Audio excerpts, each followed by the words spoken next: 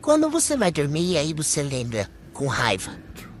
I never imagined I'd have to make a video like this, but becoming a mother and having a daughter completely changed what I'm willing to stay silent about. Before I talk about my time working at Mr. Beast at a C-suite level, I would just like to briefly introduce myself. My name is Lorrayne Mavromatis. I was born and raised in Brazil.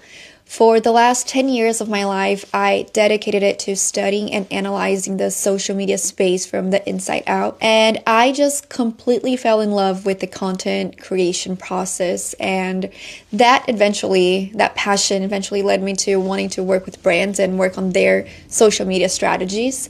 And that's what eventually led me to Mr. Beast. I was interviewed by the CEO and Jimmy Donaldson, Mr. Beast himself. I was hired on the spot. I led teams. I oversaw creative and operations across multiple platforms. But most importantly, I saw how things worked from the inside. Unfortunately, it didn't really take me too long to realize that things were not how they looked like on the outside. From the very beginning, I was yelled at, cursed at. I was even called dumb in front of my entire team after giving a business idea, only to have a man give the exact same idea a minute later and get praised. I was obligated to attend one-on-one meetings at the CEO's house by myself and an upstairs room only lit by a side lamp and have him hear how attractive and beautiful I was. The CEO also told me that Jimmy, Mr. Beast, gets really awkward around attractive women, and I quote, "Lorrayne, let's say that when you're around and he needs to go to the restroom, he's not really using the restroom." I started changing completely how I dressed to go to work. I started only wearing baseball caps, extremely baggy clothes. I basically just tried to do everything to disappear. So I just kept my head down. I just continued to give everything that I had and tried to convince myself that that would be enough. But the thing is that when you're working in a male-dominated field, especially one that's being run by boys, where they preach that if talent wants to draw a dick on the wall, let them. It doesn't matter how smart you are. It doesn't matter how hard you work. Giving your best will never be enough. Things got worse when I became pregnant. I had approved maternity leave signed off by HR, and I had agreed that I would work up until my last day of pregnancy. I said, while I'm in labor on my way to the hospital, I will call you, and that's when I want my maternity leave to start.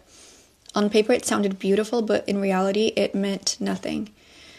I was at the hospital in labor, in a team meeting, 1 week postpartum, still healing, sleep deprived, emotionally and physically exhausted. I was already back to work. Less than a month postpartum, going through postpartum depression, and I had to hop on a plane, fly out of the country to work on a main channel shoot and leave my newborn baby behind.